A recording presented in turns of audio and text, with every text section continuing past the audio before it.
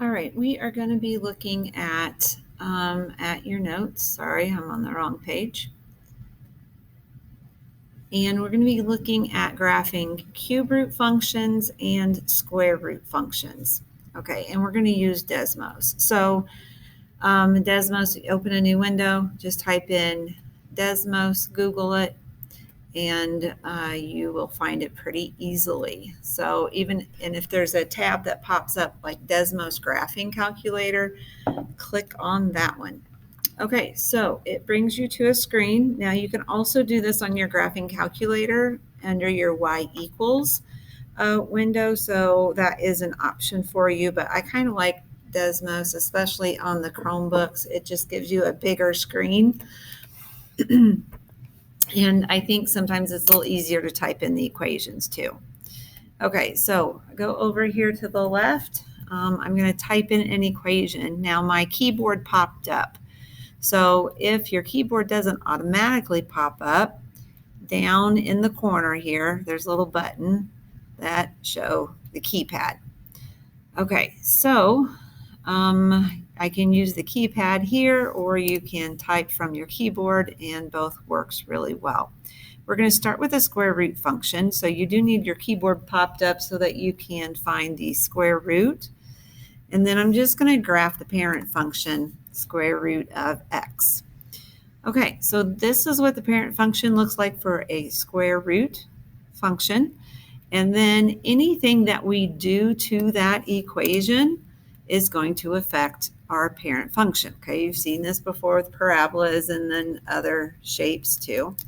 So what if I put in a 2 square root of x? Okay, so 2 square root of x. So it's climbing more quickly than the first one did. The other thing that's nice is you can move your screen around. So I can get a little better picture. I can, just like on your phone, you can use your fingers to zoom in, zoom out. You also have over here to the right, you can zoom in and zoom out with those buttons also. Okay, so then maybe I want to do the same thing, but let's see what happens if I do a 1/2. So if I go 1 divided by 2, Desmos is really nice working with the fractions. Now I'm going to arrow over to the right to get out of the denominator of that fraction, and then I'm going to get my square root, and I'm going to do x. Okay, so there's those 3 graphs. So the parent function is the one in black, and then the red one is the 2 root x, and then the blue one's the 1/2 root x. If you want to keep a couple of these, but then don't want to see the other ones, if you just go over to the right and click on the circle, then it will not show those. It'll hide those 2 graphs, but if you want to see them again, you can just click again, and they are back. Okay, so then I want to see what's going to happen with, what if I put a negative in front? So now on this one, you can see that it's going down instead of going up. All right, so what we did was in class, we spent a few minutes and I just let you type in different square root equations, and you just kind of investigated what happened to them, how did they move, how did they change. If you go back to your notes here, the equation f of x equals a times the square root of x minus h plus k. So what I just showed you, I changed the values for the a. So we did a 2, we did a 1/2, we did a -2, so you could kind of see what was happening there. So once you have a good idea of what happens when you change your a, then we came back here and said, okay, so a, it changes the steepness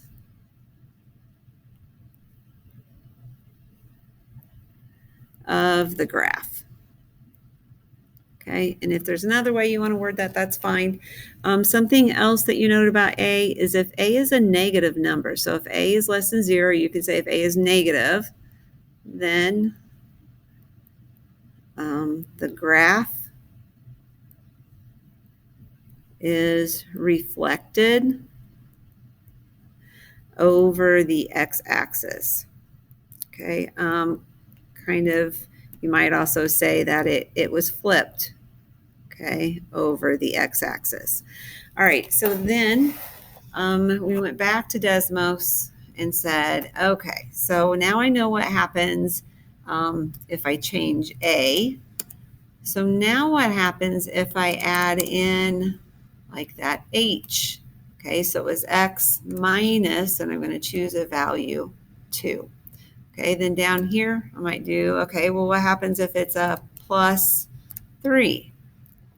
I'm going to need to move my screen over a little bit. Oh, I forgot to select it. There you go. Now you can see it. Okay, so you can see what happens at these endpoints. Something else that you can do is if you kind of hover and click on a point, it will show you where that point is. And so with these, a good description for these are half of a sideways parabola is what square root functions look like. And as you can tell, when I change values for h, what's happening to your graphs? They move left and right, okay? Then if you go back to your notes again, okay, so h, if we do something with h, this is, we call it a horizontal shift.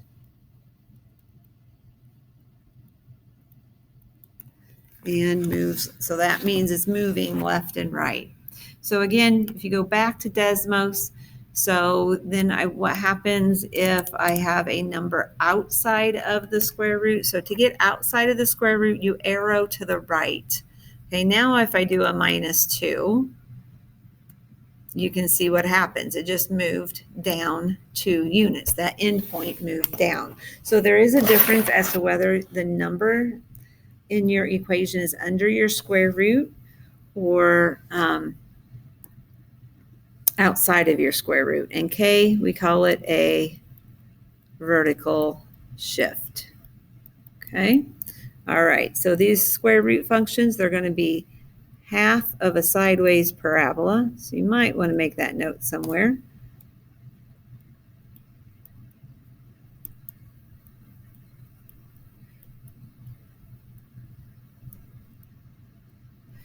Okay, then we're going to move on to cube. Oh, oops, I forgot about these two. Okay, so these are both square root functions, so they're going to look very similar to the ones that we just did. But I wanted to go through and have you tell me what the different values are. So A is going to be 2. Okay, so if I compare it to the parent function, that 2 is going to make that curve increase more quickly. So it's going to make it a steeper curve, or it's going to be kind of a quick increase. Okay. H is 4. Now it's x minus the h. So what's being subtracted? A 4, which would mean that this would shift 4 units to the right. And then K is negative 5, which would tell you that you're going to go 5 units down. Okay, so if you think about that endpoint moving 4 to the right and then 5 units down, that endpoint is at 4, negative 5. Okay, then we did a similar with number 48. Your A is a negative 1.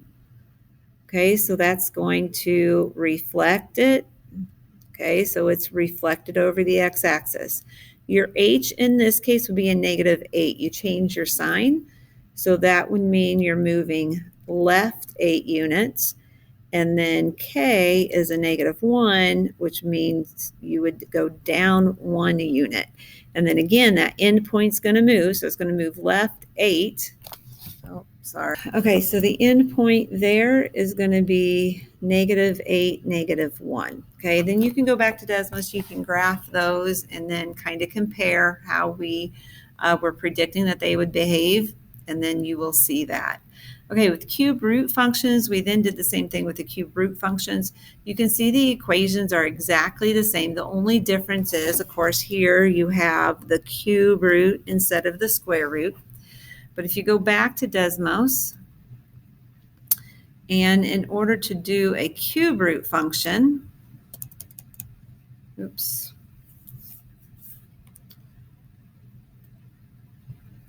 let's just get rid of these.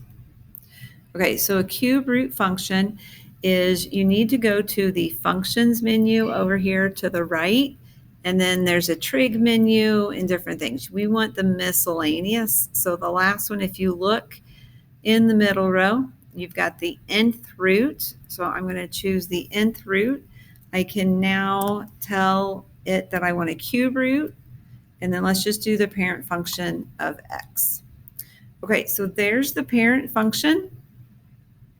You notice kind of has like this pivot point is what is at the origin. That's called an inclination point. Those are some things that you would talk about in calculus. Okay, but it's just another important feature of graphs, and it can have applications to a lot of things, but that's that inclination point. So if you'll notice, your graph is starting from the left and it's going concave up. Then it gets to the origin, to that inclination point, and then it turns, and now it's turning and going concave down. So that's what those inclination points are. It's where there's a change in the concavity of the graph, and that's how you find them. Okay, so same kind of thing we're going to do with this one is if we do another cubic, but what if we put a 2 in front? So now I got to go back over to my functions. I'm in my miscellaneous menu, and then there's my nth root. So I'm going to do a cube root, and then I'm going to do an x. Okay, so again, that pivot point stays at 0, 0 for this one, but you can see it's increasing more drastically as you look to the right, and then it's decreasing more drastically as you go to the left. So kind of changes that steepness again. I guess you could say, and then of course, if I change this, what if I put a negative in front? It's going to flip it. Okay, so then you can do the same thing. Just try out some different values, see what happens. And then when we come back here and talk about the different values, it's the same thing that happened in the square root function. So that a, that is going to address like the steepness or how quickly it increases or decreases. Okay. And then if a is negative, okay, if a is less than 0, it reflects it again. Okay, it flips it over that x-axis. Okay, so it's a reflection. H, you will find that it is a horizontal shift. And then K gives you that vertical shift up and down. Okay. All right. Then as we look at these next two, same kind of thing, same kind of conversation we had earlier. This one, the A is 1. So as far as the shape of it, it's going to mimic the parent function. H is 5. So you do have a horizontal shift to the right 5 units. K is 2. So a vertical shift up 2 units. So that pivot point, that inclination point, okay, that's going to move from the origin and it's going to go right 5 up 2. So that pivot point is going to be at 5, 2. Okay, number 50. Well, this one, since A is negative, it's going to be flipped. It's going to be the reflection.